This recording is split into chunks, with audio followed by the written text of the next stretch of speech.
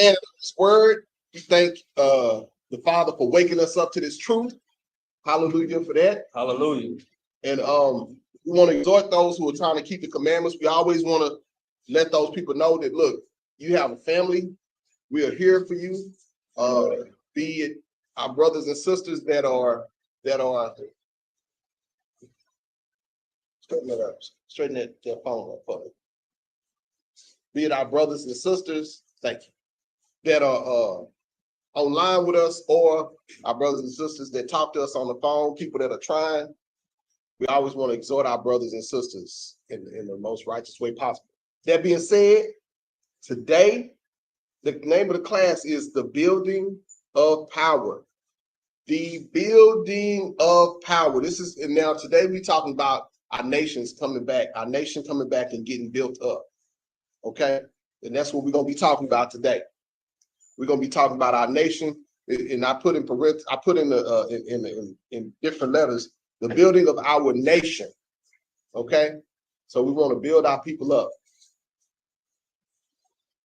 We want to build our people up. All praises. All praises. It's good to have a rib, ain't it? It is. It's wonderful to have a rib. Absolutely. And I put in parentheses before we get started. I put in a little clip note here. What I put in the clip note here, I put, in this world, every nation has its own structure and rules of government. All are complicit in following. So when we're trying to build our nation back, understand this first, that every nation and every people has rules, structure, and government. And everybody in each nation that they are in, they all are complicit to follow it. You don't follow them, the nation breaks down. Right? Now watch this. It says the rule, there's a term called the rule of order. I got that wrong. The order of rule. There's a term there called the order of rule. I want you to write that down, because it's going to be a very important term for y'all to get later on. The order of rule is just being able to follow laws and structure in a society. What we want to do is we're trying to come back to that, following rules and structure in a society. Every time you see that word society, we're a society, right? Of people come together, or organized group of people, or organization of people. And before we can build a nation, we got to learn how to function with our brothers and sisters in a righteous manner. Does that make sense? It says we must come to this same conclusion if we are to achieve success in building our power structure. So if we're gonna build our power structure, build our relationships with people, we gotta succeed in what? Coming together as a nation, right. Talking with people, talking with each other, building with each other, reasoning with each other. It says, realize it was taken away from us. Realizing it was taken away from us, then understanding what it takes to rebuild it. So the first thing we got to do is realize that our nation was taken away from us. When we go out and teach on the streets, our people that's gathering here now realize that they nation that was taken away from us, right? Right. So we got to realize it was taken away. Once you realize that something was taken away, then you have to take the steps to rebuild it. You're talking to people that don't know, they have no clue that they don't have a nation, that they part of a nation that they are. You might go home to your mother. Your mother might not realize that she was part of a nation that was broken down. And you argue with her over the Bible, things taken from them that have no structure, no government, right? No structure, no government, no laws, no rules. Because she's still stuck on sweet baby Jesus, the way that the white folk talk.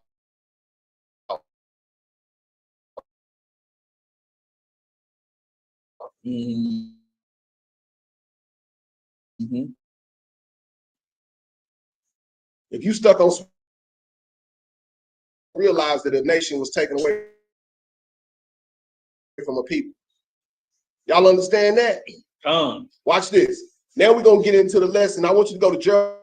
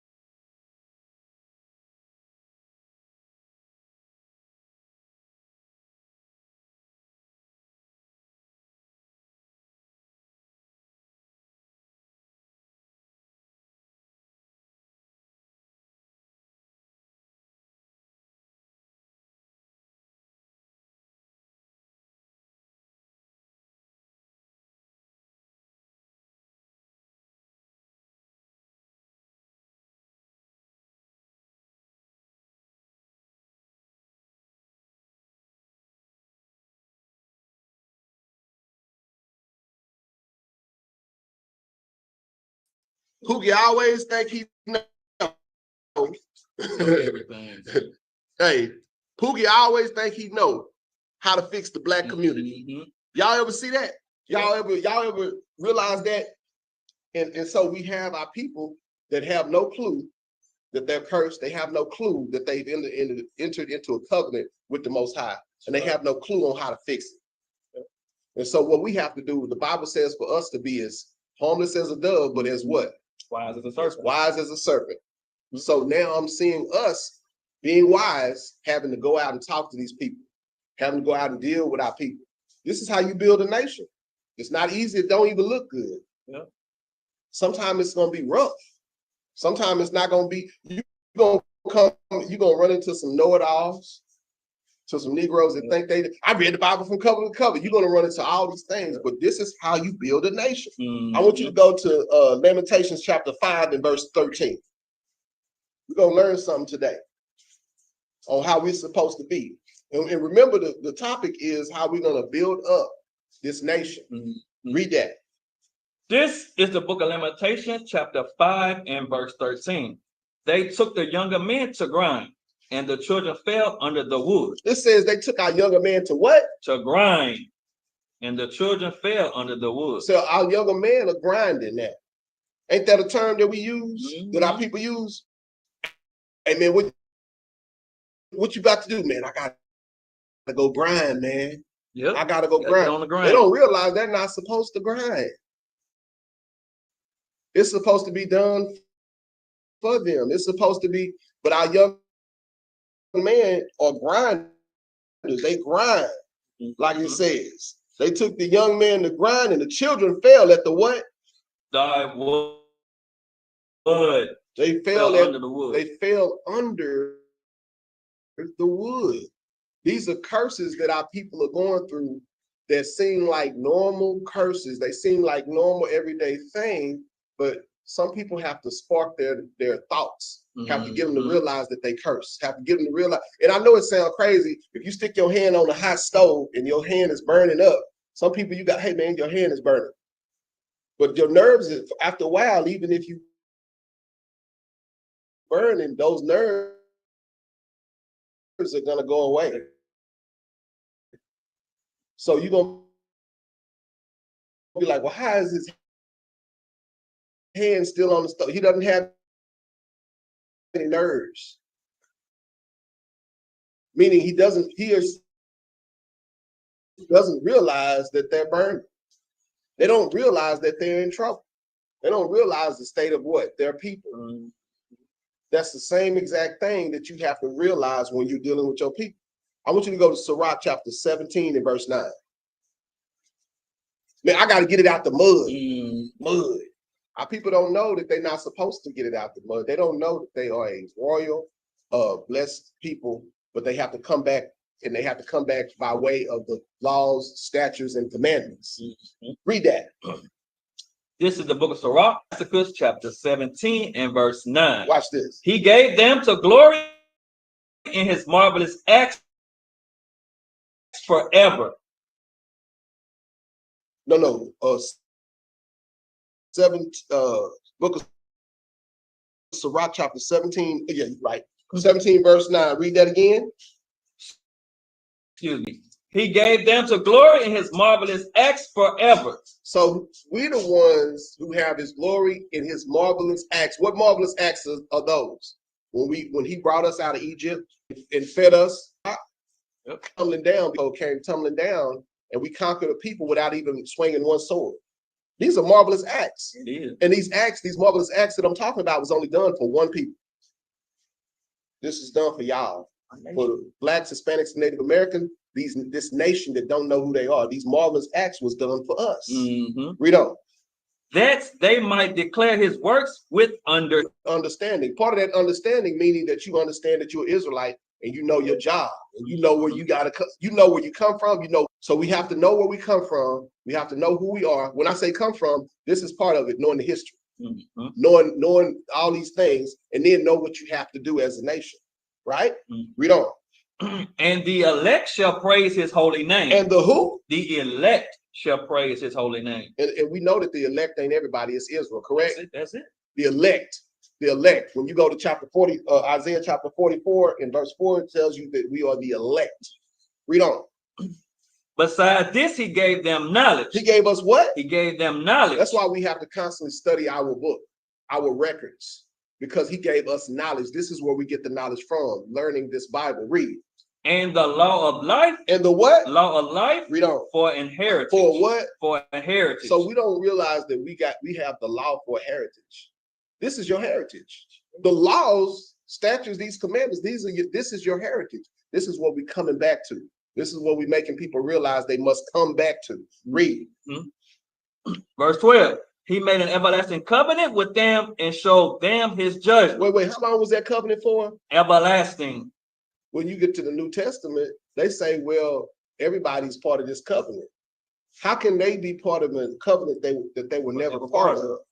He said an everlasting covenant with these people. The elect. Right? Read on. And he showed them his judgment. Their eyes saw the majesty of his glory, and their ears heard his glorious voice. When did we see the majesty of his glory? When Moses was at Mount Sinai, it says we heard his voice. We didn't like it, but the Bible says that we heard him, and we asked Moses, don't let him talk to us no more. And then his majesty is in his laws, his statutes, and his commandments. Read. And he said unto them, beware of all unrighteousness. So we have to always, part of our covenant, part of our agreement is to always beware of some unrighteousness. All unrighteousness. We have to beware of all unrighteousness so that he can protect us. So everything big and small that can be sin, we have to look out for. Read on.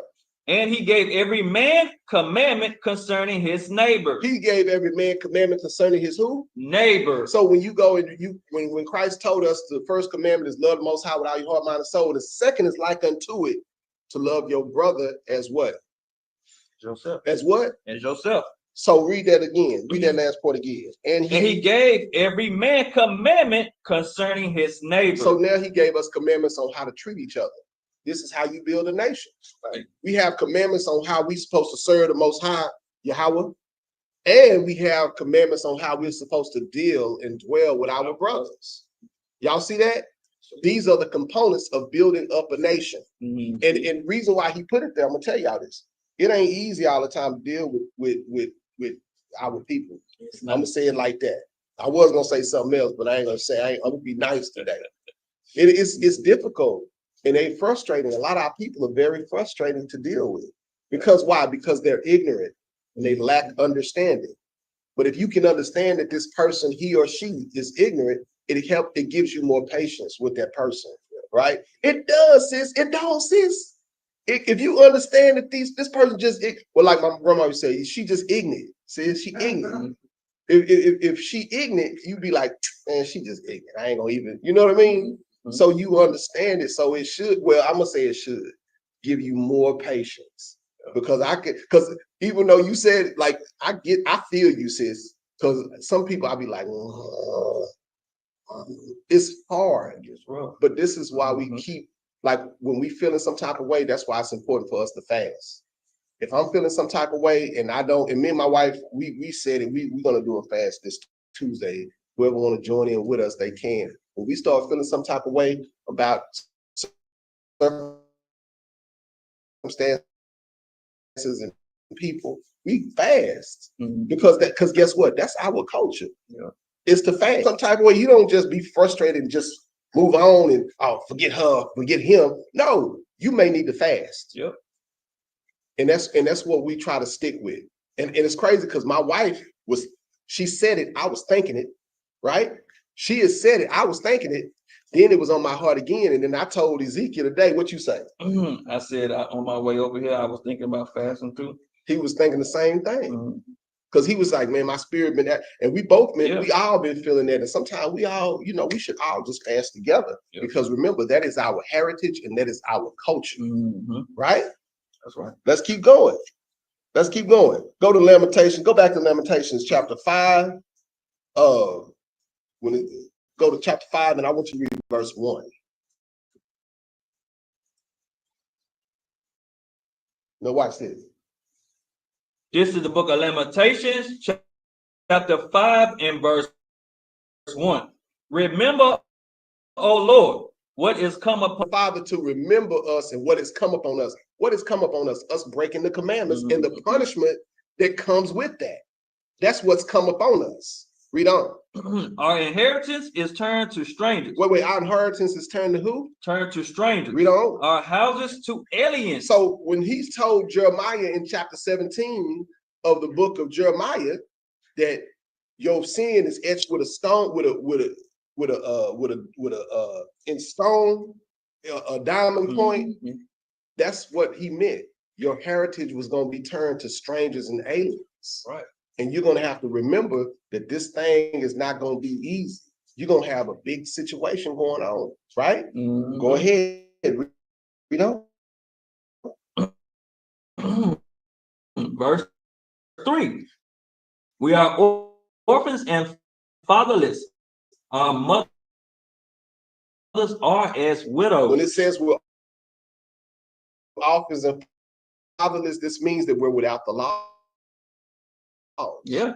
That we don't have no laws yet. We're lawless, right? And there's so those are orphans. That's what being fathers. Pull that door up, Mattathias. All right. Read on. We have drunken our water for money. We have what? Drunken our water for money. Read. Our wood is sold unto us. Don't we drink our water for money today? Now, a lot of us, some of us are homeowners, but guess what? Don't you have a water bill? Sure do. Don't you take showers for money? Don't you drink your water for money? Yeah. Don't you go to the store and have to get bottled water today? We drinking our water for money. And read that next part here. Our wood is sold unto us. Every time with me and my wife, we stock up on wood. We got a fireplace, right? The price of wood fluctuates. Sometimes it's $6 a bushel. Sometimes it's $15 a bushel. In the summertime, we stock up on it because we know the wintertime is coming. So this is a true saying, right? Did we pay for wood when we was in our glory? Did we pay for water when we was in our glory? Nope. So this is a true saying, correct? That's right. Keep reading. Our necks are under persecution. We labor and have no rest. He says, you're going to have to read that again. Our necks are under persecution. We labor and have no rest. It says our necks are under persecution. We labor and have no rest. This is somebody who has, some people got 2 jobs. Yeah. Some people have to work 2 jobs just to make ends meet. We labor and have no rest. We have all types of issues going on, but regardless of any physical issue we have going on, we still have to go to work. That is a horrible situation for us to be in, right? So we got to understand the curse, understand what the curse is, understand that this is not normal for us. Some people may be doing better than others, but this is still not normal for us. Even if you got a job making $30, $40 an hour, that's great, good for you. But it's still a struggle to make everything meet like it's supposed to. Right. Read on. We have given the hand to the Egyptians and to the Assyrians to be satisfied with bread. To be what? Satisfied with bread. We've given our hand or our thoughts or ourselves to other nations to be satisfied with what? Their currency, their money, you know what I'm saying? Their stuff. All right. This is the breaking down of our nation. And people are used to staying in this state of mind, staying in this state of being. Yeah. So we have to remember where we are and where we came from. You got to remember this is the curse. And I'm saying this because some of you guys may not see this as a curse. We may not see it as a curse. Why? Because you might have a nice car, nice house, and still ends might be leading for you. But it's still a curse. Yeah. And we have to realize it if we're going to get out of it. Jump to verse 8. Verse 8. Servants have ruled over us. There is none that doeth deliver us out of their hands. This says servants. So the people that make laws over us, the people that are telling us what to do, the people that are our bosses at our jobs, these are people that they're supposed to be our servants, but they ruling over us. Now, if you buy into the mentality of America, which is everybody's the same, nobody's better than nobody, right? Jesus loves us all the same. If you buy into that mentality, you never gonna really see what's really going on. You're not gonna see these scriptures clearly. You're not gonna see what the mission is clearly. You're not gonna see that we have a broken nation that we need to build back up. Say that again. Your eyes are gonna be dim. Eyes are gonna be dim. You're not gonna know. So you have to realize that if I can get you to see the position that you're in before you start your day or start with the light, then you kind of see, okay, I see what's going on. But we got to make you see first. Right? That's true. Go to Baruch chapter 1 and verse 20. That's right. That's right. Old Benny ain't here today. Old Benny ain't here today. The book of Baruch in your pocket for chapter 1, and I want you to start at verse 20.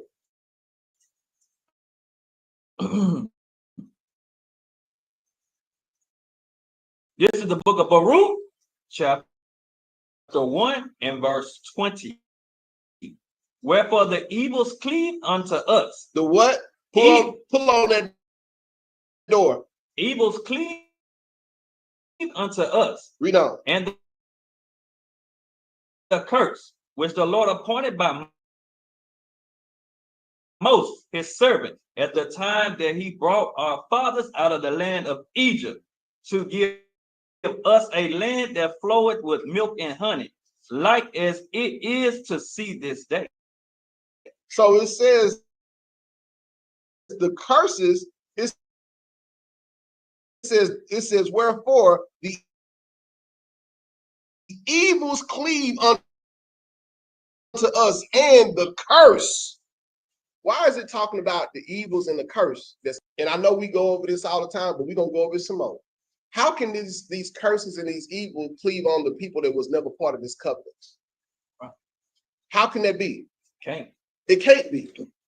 I want you to read that from the top again. Wherefore the evils cleave unto us. All the stuff that happens to you and include Moses. By who? By Moses. Because Moses is the one that told him, if you do righteous, I got a blessing and a curse. He said, if you do righteous today, you're going to lose death. You're going to get the bad stuff.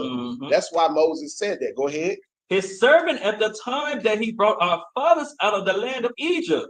We had to all be keeping the commandments to get the promised land. Right? We had to all be doing righteously to get the promised land. Just like what happened to our ancestors back then, they had to be keeping the commandments to get the promised land. Guess what we got to do? Same thing. We got to be doing what to get the promised land? Same thing. Well, no. Maybe it's just grace. Maybe the Lord is going to give us a curve. No. Same thing. We got to be doing the same thing that they did to get the promised land too. It doesn't change. Read the Bible. The scripture says he does not change. Malachi chapter 3, verse 6, for I am the Lord, I change what? Not. I change not. Read on. Like as it is to see this day. Read on. Nevertheless, we have not hearkened unto the voice of the Lord our God. We haven't listened to the words in the Bible. That's what hearkening to the voice of the Lord our God means. Listening to what he says or what he has put the Holy Ghost on his prophets to write in this book. That's what hearkening is. Read. According unto all the words of the prophets, whom he sent unto us. Didn't I just say that? According to all the words of the prophets, whom he sent unto us. And he's still sending prophets to this day. So what? To regurgitate everything that the other prophets already said. That's right. Read on. But every man follows the imagination of his own wicked heart. So every man thinks that he knows the right way to go. If you talk to these people that are destroyed out here on the streets, they think they know the right way to go. Every man walks according to their own wicked heart. We don't. Right. To serve strange gods. To what? Serve strange and to do and of the Lord. Because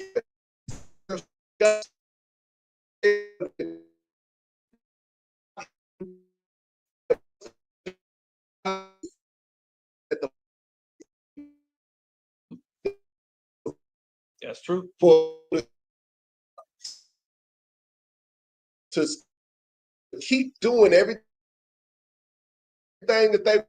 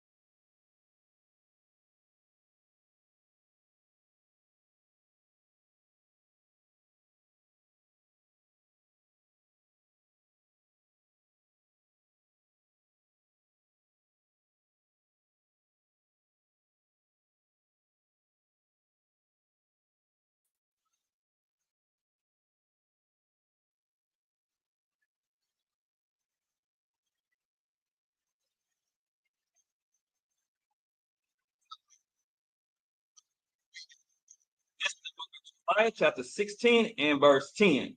And it shall come to pass, when thou shalt show this people all these words, and they shall say unto thee, wherefore have the Lord pronounced all this great evil against us? So he said, why did the Most High pronounce all this evil against us? He said, they're going to ask, why did the Most High pronounce all this evil against us? Right? Because a lot of people think they living fine, they ain't doing nothing wrong. Why is all this bad stuff happening to us? Read. Or what is our iniquity? So what did we do wrong? So a lot of people study sin, and they don't study the law of the book. They don't understand, because in Western theology, they've been taught that the law is done away with. Yep. They've been taught that they don't have to keep any laws, so they wouldn't know what laws that they were breaking in the first place. It's true. To build a nation, you have to understand what the law is, and you have to understand what laws that you are breaking. Because if you understand your sin, then you can walk away from that sin. But if you don't understand your sin, like the devil has done a great job in getting us not to understand what sin we in. If you don't understand your sin, you're going to stay in the sin. If you have no clue that you're even sinning, how do you stop something you don't even know? That's right. Go ahead. Or what is our sin that we have committed against the Lord our God? Because they don't know that they're sinning against the Father. Read on. Then shalt thou say unto them, because your fathers have forsaken me, saith the Lord. Because the fathers have not kept the commandments of the Most High. Your fathers didn't teach you. Because remember, we're supposed to, according to Deuteronomy chapter 6, we're supposed to learn the word and teach our children. And it says our kids' kids. So it's supposed to be passed down from generation to generation to generation. So that's why they don't know that they're sinning. Read. And have walked after other gods. And have what? Walked after other gods. If you don't know that you're walking after another God, and you grew up in, for example, Christianity, and you grew up with certain customs, you won't even know that you're sinning, because that's what you grew up with. And when somebody try to take it away from you or tell you that you're wrong, you're going to tell them that they wrong. Yep. My great-grandmama had me doing this. My nana had me doing this. So you're not going to even know that you're sinning. Yep. Go on. And have served them. And have what? Served them. So how do you serve other gods? You start keeping high holy days that are not ordained by the Father. You start doing different customs that are not ordained by the Father. Bowing down to the image. Start down, and you don't. And when you bowing down, you don't even know you're bowing down. Yeah. You have no clue that you're bowing down. Try to. I challenge y'all, and I know y'all not gonna do it. I'm just being facetious here. Try to put a present under a Christmas tree and don't bow down to it. Just try to do it. So how you gonna come like this? You're gonna put your legs under and just slide it. Try to do that. Just try it. It's impossible. Can't do it. So these are things that we don't know. These are sins we don't know that we're doing. Praising other gods, and worse yet, don't even know we're giving praise to other gods. Yep. Right? That's right. That's all I want on that. Was it 11? Did you read 11? I didn't finish it out. Finish it out. And have worshipped them, and have forsaken me, and have not kept my law. And not have what? Kept my law. Because part of the first commandment is for us to not give any other God praise. That's right. That's the first commandment, that we shouldn't worship other gods. And that's the first commandment that we break. Yeah. Unknowingly. That's the first commandment that we break. Right? Let's keep going. Go to Deuteronomy chapter 31 and verse 15. Go get some more. Deuteronomy 31 and 15. And we have to understand these things. We have to, if we're going to learn and we're going to build as a nation or rise as a nation, when we're messing up or when things are not right, we have to understand what the sin is. That's why we have to keep studying the book. Because if we don't, we won't realize what the sin is. If we have social issues with each other, how to deal with each other socially, we won't know how to address an elder. Do you address an elder like you address a regular brother or sister, according to the Bible? Where would I go to find that? In Deuteronomy, it says, "Thou shalt not revile the gods." In the book of Exodus. In the book of First and Second Peter, it tells you how to treat an elder. If we don't know these things, we'll talk to each other like, you ain't nobody. Only the Lord can tell me. Only God can judge me. No. The scripture says in Proverbs 31 and 9, it says, "Open thy mouth and judge righteous judgment." We're supposed to judge righteous. Right? But if we haven't studied the book, how do we know these things?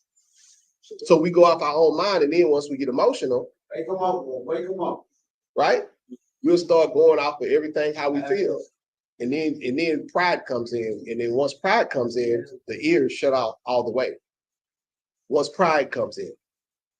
Right? Yep. Read that. This is the book of Deuteronomy, chapter 31 and verse 15. Watch this. "And the Lord appeared in the tabernacle in a pillar of a cloud. And the pillar of the cloud stood over the door of the tabernacle." So the Father came, and watch what he did. He's fixing to do something for Moses and us right here. Watch this. Read. "And the Lord said unto Moses, Behold, thou shalt sleep with thy fathers, and this people will rise up and go a whoring after the gods of the strangers of the land." So he gave Moses a future prophecy saying what we were gonna do in the future. He said these people they're gonna mess up. They're gonna go off. The Most High came to him personally and said, this people are gonna go off. Right? We know. "Whether they go to be among them and will forsake me and break my covenant." Stop right there. He said, I want you to read that part again. "Whether they go to be among them." Read that again. "Whether they go to be among them." Among who? Among them. Among the heathen. So why is he giving him a future prophecy telling him he gonna go among the heathen and then later on decide to say those same heathen? Right. That don't make sense. Not at all. Later on he gonna say the same heathen that he telling them you're gonna go out and be like these people. Because if the Most High was gonna save them, then they would have quit doing their stuff, and he would have gave a prophecy on it. But he tells us how the heathen gonna be saved. The heathen gonna be saved under us. But go ahead, read on. "And will forsake me." And will what? Forsake me. So we're gonna forsake him for them. Read. "And break my covenant which I have made with them." No, he made with the whole world. With them. So he says they're gonna forsake me and break my covenant which I made with them. Why can people don't understand these possessive words? These are small words, but they're very possessive. Us, them, we, our. These are very small words, but these words mean a lot. Right? All these words mean something. And we can't just gloss over them and act like they don't matter. They can understand it in school, but can't understand it in the Bible. Right. So we get stupid when we start reading the Bible. Right. But we super smart when it comes to reading a regular text in school. That doesn't make sense. Read on. Verse 17. "Then my anger shall be kindled against them in that day, and I will forsake them." Stop. So he's gonna walk away from us and leave us alone, and the stranger's gonna do everything to us that he wants to do. I have a book called No Sanctuary. It's about this thick. And it's got nothing but lynchings and hangings of black men in this book. And every time they lynch us and hang us, they either destroy the beans or the frames. We got kids in here, so I don't want to be too, or sometimes they take both. This book, how much was that book, baby? It was almost $200 for this book. So why would you have a book that's almost $200 that don't mean nothing? Right. Y'all understand what I'm saying? These books mean something, and every time we get every time I see a book that I got a high price on it, I look at it extra. I'm like, okay, because they try to keep these books away from us. This is part of the curse that we go through, y'all. This is the curse. Read on. And I will hide my face from them. I will what? Hide my face from them. See, that's why that book was written, because the Most High hid his face from us. That's why they can come out with books talking about using our children as gator baits. Another book, No Sanctuary. It's a host of books. Oh my God. I got another book called The Delectable Negro. And I want you to guess what's in this book. It's a whole history of them eating us. Is that the name of it? Wasn't it The Delectable Negro, something like that? And that book costs a lot of money too. You know, so these are curses that's on us. It ain't no book called The Delectable Chinese Man. Where's the Delectable Arab book? Oh, I know. What is the Delectable Edomite? Where's that book? Y'all see what I'm saying? This is showing us curses on our people. This is giving examples of curses on our people. This is targeting a people, a nation. Right. Read on. And they shall be devoured. And they shall be what? They shall be devoured. You see that? We're going to be devoured. We're going to be ate up in more ways than one. Spiritually, mentally, and physically. Read it. And many evils and troubles shall befell them. So I just told y'all about 3 books. So this is many evils and troubles that's falling upon us. Read on. So that they will say in that day, are not these evil come upon us? Because our God is not among us. So he says, why ain't these evils came upon us? Because our God is not with us. So this is the reason why all these curses are coming down on us. So we can realize that the Most High is punishing us, and we can wake up and come out of that thing. Absolutely. Read on. And I will surely hide my face in that day for all the evils which they shall have wrought, in that they are turned unto other gods. The reason why all those bad things happen, I just mentioned, is because we turned away unto other gods. We broke the first commandment. The first commandment tells us not to serve any other gods. And that's why we have those things happen. Does that make sense to anybody? Yeah. Is that making sense? You know, that's why these things happen. A lot of times we hear these things, but we don't want to submit to these things. We don't want to accept it, right? But for us to build up as a nation, we have to look at these atrocities and go through them, you know, and realize what they really mean. You know, my wife, it bothers my wife to watch slavery movies, right? I watch them because I want to know the thinking of a particular people in this time period. You know, I like old movies, and it helps me to understand my enemy better. Well, this is after class. It helps me to understand my enemy better. Absolutely. When I watch that stuff, some people can't take it, and I get it. I would not subject you to watch something that's going to make you cry or make you feel some type of way and go to work and start knocking out people. I would not suggest that you do that if you want to keep your job. And you got to understand, too, that's just a depiction. Yes. We don't know how it really was. It was way worse than that. Yeah, it probably was way worse than that.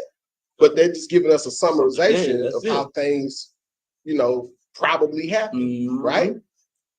Because go to Colossians chapter 1 and verse 10.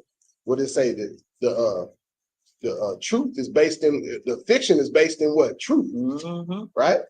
Right. Every time you see a story, it had to come from somewhere, right?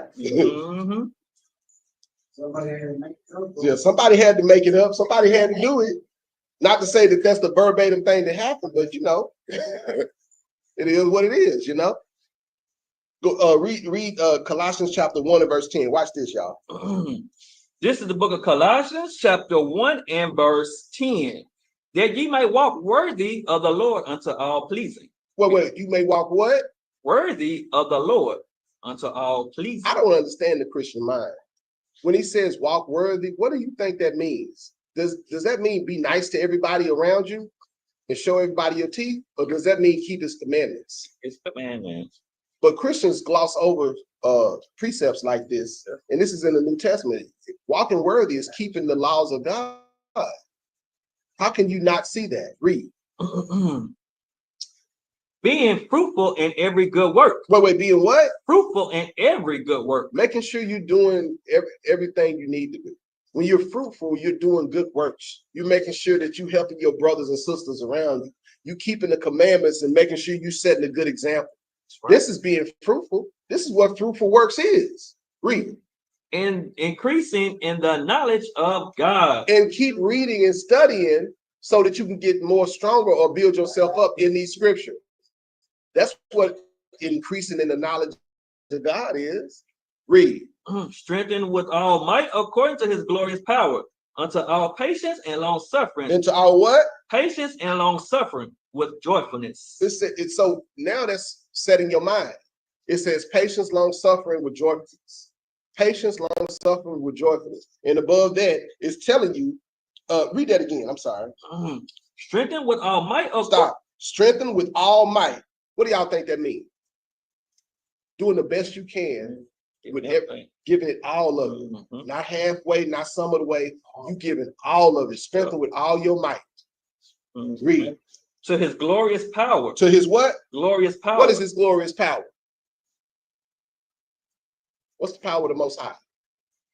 How do we achieve power? How do we achieve power? Say that again. Yeah. Read on. Unto all patience and long suffering with joyfulness. Unto all patience and long suffering with joyfulness. Why is he telling us to have patience and long suffering with joyfulness? Because guess what? It's a commandment for us to gather together, right? Some of these Negroes are going to work your patience. Tell me I'm wrong. Some of these Negroes, you're going to have your patience work, but when you start to come together with people, they are going to work your patience. That's why he said unto all patience and long suffering. So when you want to tell sister so-and-so off, or say something to brother whoever off, because he or she may lack understanding, because we're in close quarters. That's why, and I'm gonna just be honest, most of us like being by ourselves because we don't want to deal with other people. That's just the truth of it. So that's why he's telling us to have patience and long suffering. Because a lot of people like being on their own, and it's because I can't bother me. I can't get my, you know what I'm saying? That's true. But other people with other personalities can get on my last nerve. And what he's doing is he's trying to get us to get past that. He's trying to get us to, even though we're different, everyone is a little different. Everybody has, look, some of us are quirky. And for the lack of a better word, I'm going to call us weirdos. I'm just going to say that for the lack of a better word, most of us are weirdos. Right? So you got to do, so you mean I got to get with all these weird ass people? These people weird. So-and-so, she snort when she laugh. And this nigga, he tell horrible jokes. And you know what I'm saying? So we're learning to even deal with our people. So you have to be long. Read that again. Strengthened with all might according to his glorious power, unto all patience and long suffering with joyfulness. With what? Joyfulness. You're going to have to learn to laugh at certain people's quirks. You're going to have to learn to laugh when people kind of get on your last nerve. But this is how he's teaching us to be. Am I wrong? No. Or is he saying something different? He's teaching us how to come together. In this precept, he's showing us how to come together. And we have to.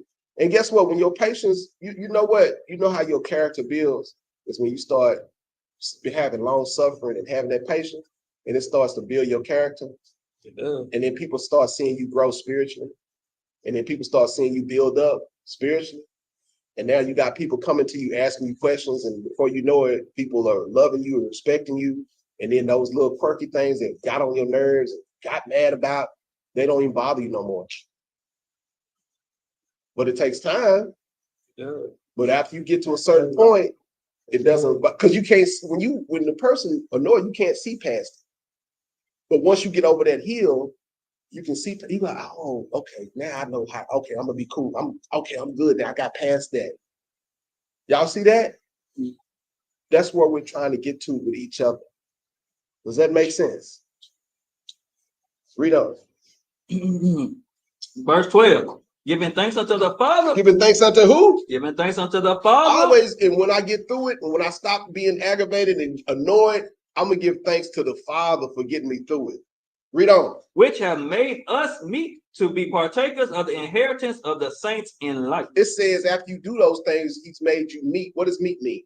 Good. He's made you good for the inheritance now, because you're changing your attitude, you're changing your ways, you're changing the things about you that were quirks yourself for the inheritance. Now you're ready for the kingdom. You got those things out the way. You're working on yourself. Now you're ready for the kingdom. But that person you was beforehand, you wasn't ready for no kingdom. Remember, where's the kingdom at, Trey? Where did the Father say the kingdom was? It's in you. He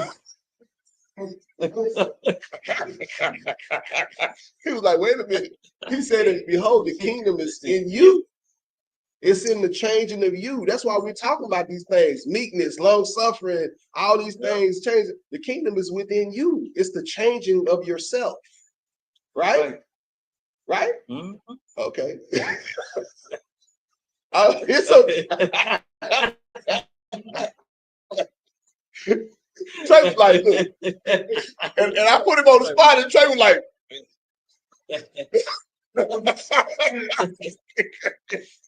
I'm sorry, Trey. Read on. Verse 13. Who have delivered us from the power of darkness. Read 12 again. Verse 12. Giving thanks unto the Father, which have made us meet to be partakers of the inheritance of the saints in light. Of the who? Saints in the light. Of the who? Saints in light. Of the saints in light. These are the people that we gathering with. That's it. Who are the saints? Who are the saints? Amari? No. Who are the saints? Who? That's correct. Where do I go to find that? It is, but there are specific scriptures that he give us that show us who the saints are. Go to Psalms chapter 50 and verse 5. Let's read it real quick. 50 and 5. 148 verse 14. 148 and 14. But go to 50 and 5 real quick. We're gonna find out who the saints, because remember, we're reading this, and remember the Bible explains itself, and he says that these are the people that he's saying. He says, giving thanks unto the Father, which has made us meet to be partakers of the inheritance of the saints in light. Right. So we got to find out who the saints are, right? Read that. This is the book of Psalms, chapter 50 and verse 5. Gather my saints. Gather my who? Gather my saints. Read. Together unto me, those that have made a covenant with me by sacrifice. So those that have made a covenant with the Father by sacrifice are the saints. So our descendants made a covenant with the Father, right? By sacrifice. He said, those are the saints. Give me Psalms chapter 148 and verse 14. We're going to get what the saints are, who the saints are. 50 and 5, Psalm 55, and then the other one is what? Psalms 148 and 14. So, yeah. Got to get the saints. And he, listen, he gave the right answer. I just want to make sure that we know where to go when somebody asks us this. Because when you reading certain things, people gonna think this is everybody, and the saints are not everybody. The saints are only the Israelites, right? According to the Bible. Read that. This is the book of Psalms, chapter 148 and verse 14. Read. He also exalted the horn of his people. The word horn, remember, the word horn is a similitude for power. Power is a similitude for power. Read. The praise of all his saints. The praise of all his who? All his saints. Read. Even the children of Israel. When the Bible says even, it means just as, same as the children of Israel. So when it says even, it's talking about that same person it was talking about. Read that again. He also exalted the horn of his people, the praise of all his saints, even of the children of Israel. Y'all understand that? Even of the children of Israel. That's all I want. Because the children of Israel are the saints. That's right. That's all I want. That's excellent. Excellent. Go back to Colossians chapter 1. You're gonna read to 14. You read 13 and 14, and then that's This is the book of Colossians, chapter 1, verse 13. Who have delivered us from the power of darkness. Wait, he's delivered us from what? The power of darkness. What's the power of darkness, Mariana? Say that again. What's the power of darkness? He's delivered us from the power of darkness. What is the power of darkness? Say that again. Huh? Yep. Well, what is the power of darkness? Ain't it everything in the world? The world, sin. You can say sin. It is evil. You're correct. But it's sin, the way we was living before we got into this truth, before we started keeping the laws. That's the power of darkness, right? Go ahead. And have translated us into the kingdom of his dear son. What does it mean to be translated into the kingdom of his dear son? Translated into the kingdom of his dear son. We translated the kingdom of his dear son. When Christ tells us to do something, we do it. We're walking as he walked. When you go to 1 John chapter, is it 1 John? No, is it 2 John 1 and 6, where it says, "But this is love, that we walk after his commandments." So we're doing that. We're walking and doing exactly what he told us to do. So that's what that means. Read on. In whom we have redemption through his blood. Through his what? Through his blood. Read on. Even the forgiveness of sin. Who got redemption? He just said the saints do. Redemption and forgiveness through his blood. Does that come without work? Does that come without doing anything? Gotta put your. Can I just have redemption because I claimed it? Nope. I got redemption now. It's mine. Got to put work in. What does it take? Say that again. Got to put work in. You got to put work in for redemption. If you're gonna be redeemed, you can't be the same person you was the last time. You cannot be like Pookie and Ray Ray. I say it like that. I'll be nice. You got to be different. You got to be better. You got to be better. You got to be different. Get that again. I want you to read. I want you to jump up to Colossians chapter 1 and verse 2. Okay. Verse 2. To the saints and faithful. Wait. To who? To the saints and faithful brethren in Yahawashah. Your Hamashiach, which are at Colossae. Yeah, you're right. Go ahead. Grace be unto you and peace from God our Father and the Lord Yahawashah Hamashiach. So this is telling us, and I went back up there to show us who he's addressing in Colossians. He says to the saints and brother, right? Brethren is kinsmen. Yep. Saints is Israelites. So the context of the letter is who? Who was the letter to? So if he says something like all people or all this or all that, the context of the beginning of the letter, that's like if you write a letter, right? Because these are epistles. If you write a letter and then you say to a group of people, and then you say all people later on in the letter, does that concern everybody? Nope. Does it concern the people that you address to the letter? That's it. And we have to keep these principles and these understandings, because if we don't, people will come and they'll take a precept and they'll run wild with it. Yep. They'll do whatever they want with it. Well, see, this says all people. Yeah, all people concerning these people that he told you that he addressed the letter to. Yes. Not all people concerning the world or the planet, right? Absolutely. Watch this. Let's find out about the other people. Let's go to 1 Peter chapter 4 and verse 17. 1 Peter 4 and 17.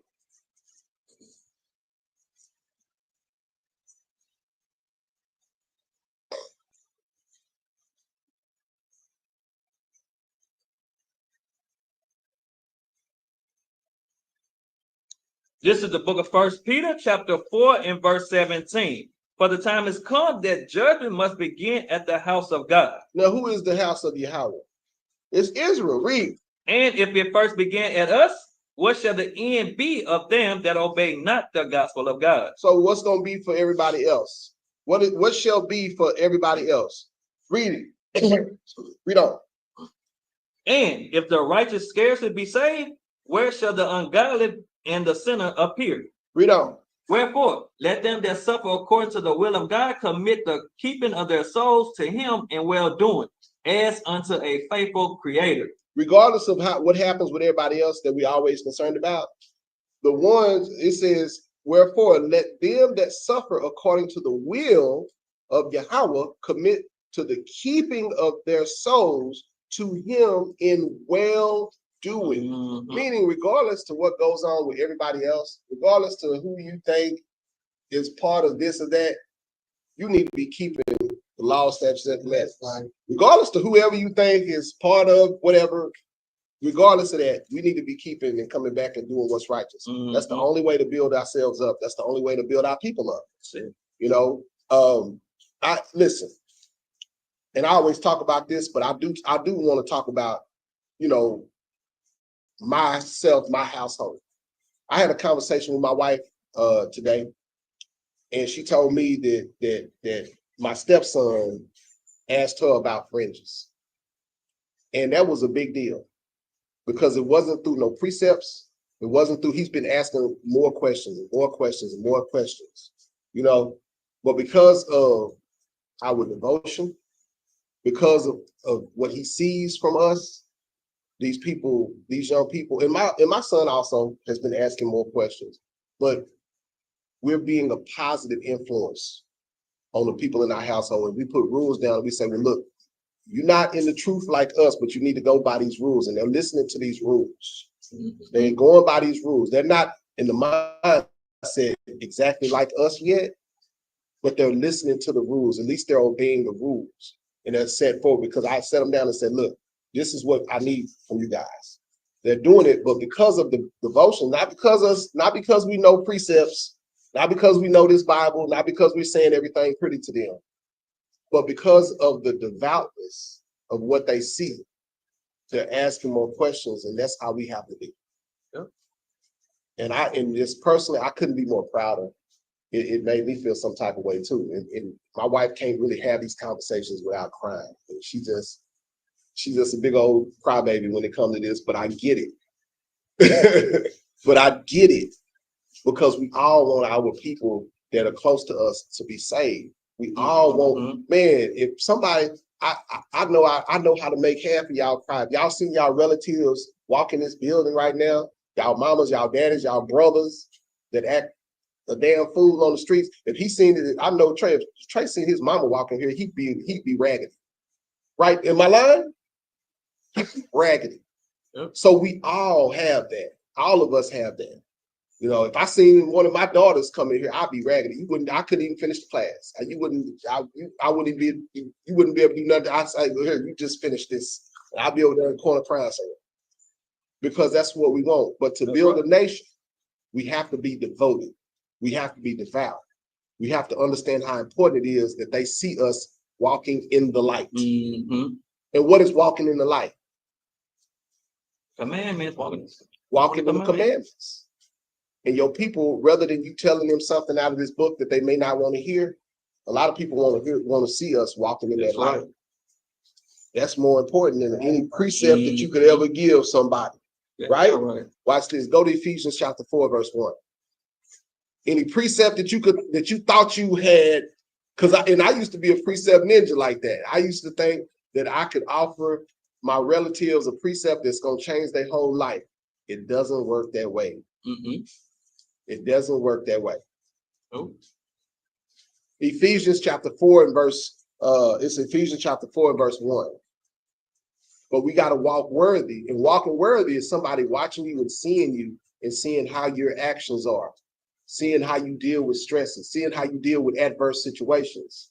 And that could turn a person quicker than any scripture could, because they seeing that you really sincere about this walk. Read that when you get it. This is the book of Ephesians, chapter 4 and verse 1. I, therefore, the prisoner of the Lord, beseech you that ye walk worthy of the vocation wherewith ye are called. So we got to walk worthy in the way that we was called. How do you walk worthy? You have to keep yourself unspotted. Make sure you're not doing the old crap you used to do. You got to walk worthy of the vocation that you were called. If you're in this truth, that means you were called to it. That's right. But you got to walk worthy to it. Read on.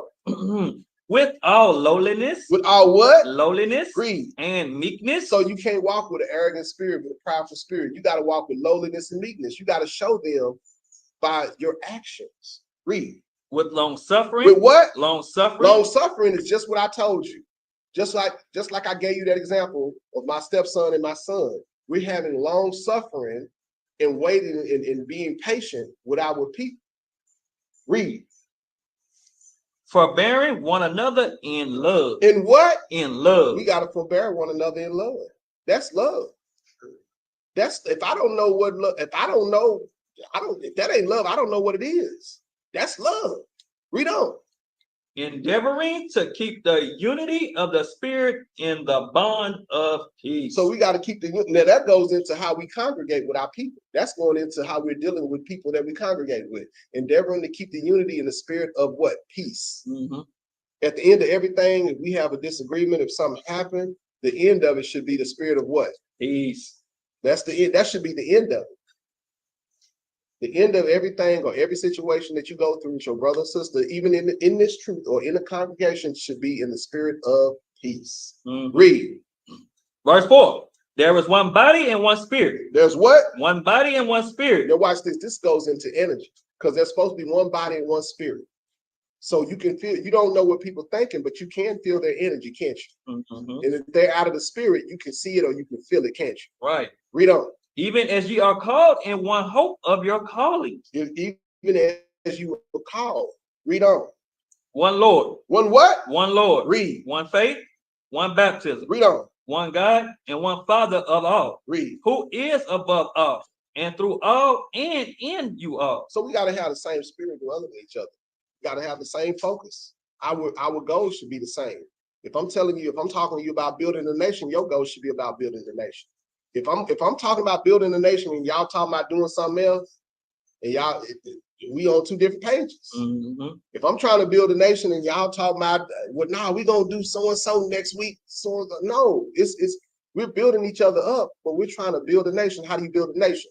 You be that example. You walk worthy. That's right. Like he said, you make sure that you're better than yourself. That you all the little quirks of yourself you're getting out, so that you can be a good example for everybody around you. Not just the people in this building, but the people that you go out and see that you come in contact with. They need to see a growth in you. That's right. They need to see something good happening to you. How am I going to be part of, how am I going to coax you or convince you to be part of something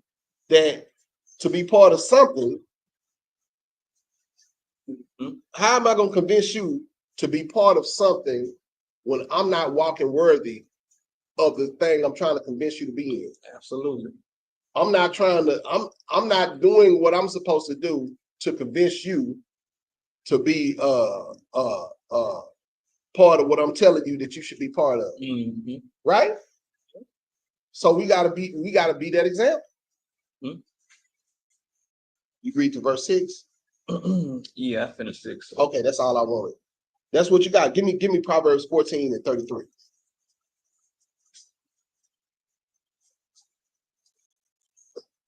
And the way that we're gonna do these things is through what? Wisdom, through understanding, through getting that wisdom and that understanding. That's right. And start loving on each other this way through the scriptures. Through the scriptures. I want you to go to Proverbs, read that. Call it out. This is the book of Proverbs, chapter 14 and verse 33. Read. Wisdom rested in the heart of him that have understanding. Y'all see that? Wisdom is going to rest in the heart of the person or in the mind of the person that has understanding. If you don't have understanding, you're not going to have that wisdom. Right? Read on. But that which is in the midst of fools is made known. So if it's a foolish person, you're going to see it also. So you're going to see wisdom and you're going to see foolery. Right? Read on. Righteousness exalted a nation. Wait. What does righteousness do? Exalted a nation. Righteousness is keeping the commandments. Deuteronomy chapter 6 and verse 25, right? But he says righteousness exalted a nation. Do you know what that's going into? When you walk worthy of your vocation or you walk in righteously, you're going to make the people around you look good. Just like they say, you see how them niggas over there act, how them black people act. When you walk in your royalness, it's going to be like, we want to start that trend. Like, man, them are some good people. Them people are some really like them people. Nah, man, I don't know what you heard, but them some nice people. Them some wonderful people. They are very helpful. But they racist. They just think that Israelites is just the only people gonna be saved. But they nice. They was nice to me. My tire was on flat and the dude helped me. It could have been an Edomite, whoever, but they still was treating me with dignity. We still want to have dignity with everybody we everybody that we come in contact with. We want to show dignity. We want to show we are royal people. And royal people don't sweat small stuff. And royal people are not easily offended. Nope. And royal people don't talk because somebody says something slick to you. You come back and I got to get them back. Royal people, when you see somebody with foolery, you just look at them and you just let them be. You just, oh, okay. Oh, yeah, that's okay. All right. And you just calm yourself. Now you can feel how you want to feel in your heart, and you can cuss them out when you're driving home. But while you're going through the situation, you want to handle yourself like a princess or like a king. Y'all understand that? Absolutely. And I'm telling y'all that because a lot of these things I'm telling y'all are easier said than done. Am I wrong for that? They're easier said than done. My son calls me every week because he's in Job Corps, and I told him, I said, son, you're gonna be around a bunch of what kind of people did I say you're gonna be dealing with? Say that. Say that word. I said, son, you're gonna be around a bunch of degenerates. He said, well, what's that? I gave him the definition of a degenerate, and he understood it. And because he knows he's around people that are on their second, third, and fourth chance and may not even make it. He's got about 8 people that he started with that got kicked out already. And I'm telling him, you can't worry about those people. You got to keep doing what you're supposed to do. And the only thing that keeps his mind right is when he's having issues. Who do you call when you have issues, son? He calls his father. And his father is there to help him through his issues. And that's how we're supposed to be with each other. That's right. Y'all see that? Because if he didn't have, he would probably be kicked out. If me and him wasn't talking on the phone every week, whenever something was going on, he'd probably be kicked out too. But what did I tell you? What are you there for, son? For what? So you can do what?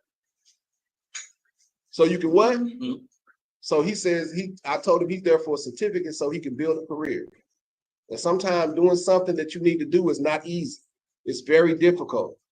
And you're going to go through all kind of stuff. And I told him that's why you're going through stuff, because once you finish, you're going to be in a different situation. You're going to be in a different tax bracket. You're going to be in a whole different situation. I told him and I told my stepson, when y'all leave this house, when y'all leave from us, I want y'all to leave and go to your own house. I want you to be closing on I want you to be in a, what's the term is slipping my mind? When you're going through buying a house, closing, escrow. I want you to be going through escrow when you leave my house. I want you to be closing on your own house. Because we're not teaching our kids that. A lot of times our kids turn 18 and we just kick them out. And a lot of times that's not what white folks do with their kids.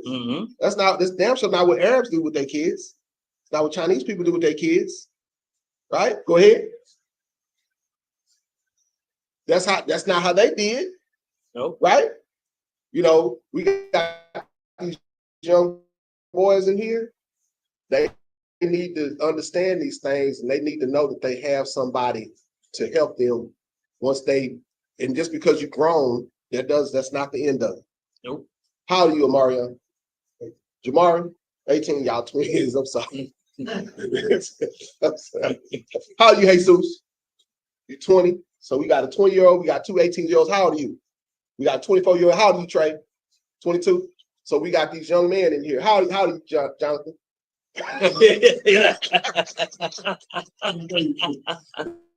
Jonathan, but even if he's 32, we got these young men in here. But how you build a nation is that you don't put these boys out. How old are you, sir? 20. Young man, I misjudged you. I thought you was old. He got that beard. You got that beard going on. But we don't kick these young men out because they're of age. Right. Or we deeming them to be adults. We help them and we build them up. That's how you build a nation. Absolutely. And while you building them up, you being devout and you showing them how you're supposed to be in your household. By the things that we practice every day. Yeah. Keeping the Sabbath. My stepson be getting on my wife about, Mama, what you do? You know, it's Sabbath. You know, he wasn't doing that before. Was he doing that before? He don't, because he's going through his stuff. He got to work. He got to do his thing, but he still is mindful of the Sabbath. Where do you think he got that from? Do you think she read it out the book for him, or do you think he watched her and watched us as an example? Mm-hmm. This is how you build a nation. This is how you build power, y'all. It comes very slowly, but it does come. And it comes out of devotion, and it comes out of love, out of patience, out of long suffering. Right? That's right. Read that again. I want you to read verse 34. Yep. Verse 34. Righteousness exalted a nation. Righteousness what? Exalted a nation. Read. But sin is a reproach to any people. So righteousness exalts the nation. So as long as we're doing righteous stuff, we're going to lift up our nation. But sin is a reproach to any people. We're going to be held back. As long as we stay in sin, we're going to be held back. That's what that's telling. Read on. Verse 35. The king's favor is towards a wise servant. The king's favor is towards who? A wise servant. Read. But his wrath is against him that causes shame. So when you're causing shame, right? But you have favor when you wise. When you exalt in wisdom, you have favor. When you exalt shame, it's gonna cause you to be judged. How hard is that? Not hard at all. It's easier said, like I get it. Easier said than done. But we about done, y'all. Go to Baruch chapter 2 and verse 29. And I'm here. Baruch 2 and verse 29.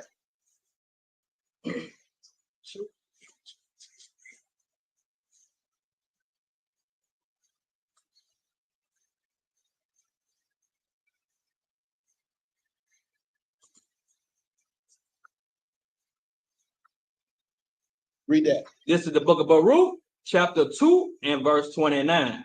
If ye will not hear my voice, surely this very great multitude shall be turned into a small number among the nations. If we don't hear the Most High's voice, we're going to be turned to a small number, or we're going to get ate up among the other nation or among the heathen. That is the curse. These are the ramifications. These are the terms of the agreement that we made with him. Read. Where I will scatter them. I will what? Scatter them. So as long as we disobey him, we're going to continue to be scattered. Few in number. Read. For I knew that they would not hear me, because it is a stiff-necked people. Ain't that the same thing in Deuteronomy 31 and 15 that the Most High told Moses? He said these people are stiff-necked. They're not going to hear. Watch this. Read. But in the land of their captivities, they shall remember themselves. That is another prophecy. It's saying in the land of our captivity, that's where we at right now. It says they're going to remember themselves. That's sakala palabra. That's that's part of the prophecy too. Us remembering that we're Israelites in the Americas. Read. And shall I know that I am the Lord? And shall know. And shall know that I am the Lord their God. So start serving him and keeping his customs again, and keeping the stuff that he told us to keep. Read. For I will give them a heart and ears to hear. So he's giving us a heart and ears to hear. That's what he's doing now. Read. And they shall praise me in the land of their captivity. So what are we doing now? We're praising the Father in the land of our captivity right now. Read. And think upon my name. And think upon what? My name. And we thinking upon his name. Getting better and better and better as we go. Read. And return from their stiff neck. And return from their what? Stiff neck. So we got to start letting those bad things about us go. We got to start letting the things that messes us up, or those bad attributes about ourselves. That's how you return from your stiff neck. Stop acting and doing the bad things you used to do. Read. And from their wicked deeds. And from their what? Wicked deeds. Go ahead. For they shall remember the way of their fathers. So we're going to remember how to keep the Feast of Tabernacles. We're going to remember how to keep the Passover. We're going to remember how to keep New Moon. We're going to remember how to keep the Sabbath. Read. Which sin before the Lord. Read on. And I will bring them again into the land which I promised with an oath unto their fathers, Abraham, Isaac, Jacob, and they shall be lords of it, and I will increase them and they shall not be diminished. So he's going to increase us when we start keeping his laws and his customs again. Read on. And I will make an everlasting covenant with them to be their God. Wait a minute. This is a future prophecy, and he said he's going to make an everlasting covenant with the same Israelites that he had in the wilderness. Mm-hmm. Is it going to be the descendants of? Are we the descendants of those people? We are the descendants of those people, correct? Correct. So this is who the everlasting covenant is for. Read it. And they shall be my people. And I will no more drive my people of Israel out of the land that I have given them. So once we come back to the covenant, it won't be no more of the stuff that we've been through. It won't be no more of the heartaches and all the bad, whatever. It won't be no more of that. But we have to make the agreement to come back to the covenant to build this nation up. And that's where we are now. That's what we're trying to do now. Everybody understand? Yeah. Okay. Did you have a question?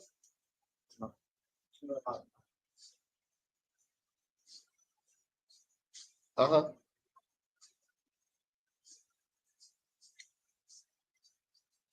Yes.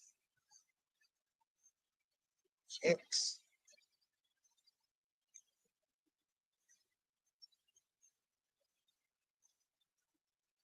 Yes.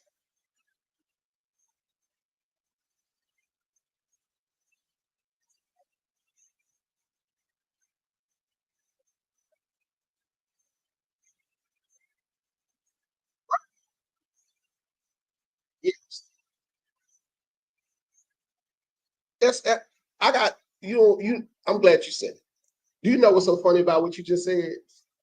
Why are there not sundown towns? And I'm gonna keep putting this to y'all.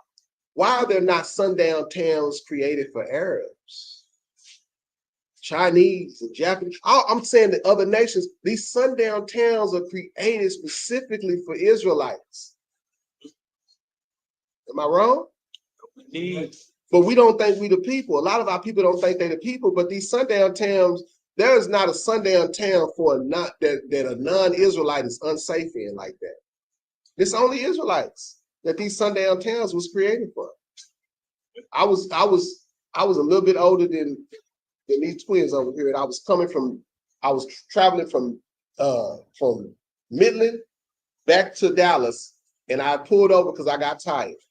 And I pulled over on the side of the road in a sundown town. I tried to crank my car up. Now, thank the Most High, nothing happened. Tried to crank my car wouldn't start because I had left my lights on. Edomite pulled up, and he gave me a jump, and he tried to charge me $50 to jump my car off.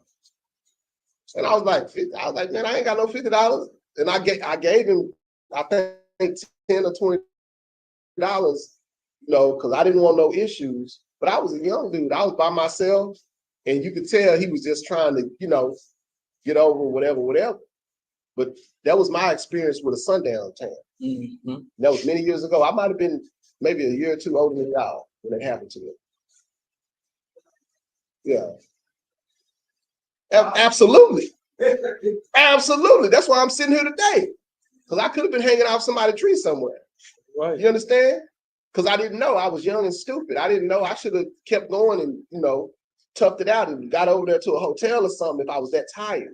But I was young, reckless. People, reckless and stupid, But that was my example. But that's all I got. I hope you guys got some good precepts. I hope y'all understood the lesson today. You got anything to add? It's just one thing. Go to Sirach 16 and 13. Okay. And the reason why I'm pulling this precept is because just like Brother Shi'yah brought out earlier, when we're dealing with our people, we have to practice patience. Yes. I know it's tough, especially when our people are coming from a destroyed mindset. You try to tell them who they are according to the Bible. They think they got it all figured out. They think they know and stuff like that. And sometimes they come at you kind of sideways. But the Lord told us we got to be patient. That's and right. Long suffering. Read that. This is the book of Sirach, chapter 16 and verse 13. Mm-hmm. The sinner shall not escape with his spoils.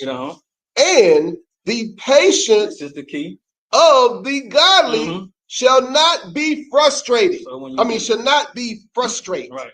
So when you're dealing with your people, don't be frustrated. You know That's they're a good going through precept. something. You know they dealing with something or whatnot. You got to understand that you just came out of something too. You know, so you got to be patient with your people. Right. You know, got to work with them. When I go out there to the streets, you know, I always pray to the Father before I go out there to the streets to be patient. Yep. You know, that's one thing I practice when I'm at home, when I'm praying to the Father, is to be patient, because I know before the truth, if it wasn't the Most High God word, I would get frustrated with some people or whatever. That's right. And that's not godly. You know, and so when we do this walk, gotta make sure don't be frustrated with our people. So be patient with them. All praises. Well, that's our class. We hope you guys got something out of it.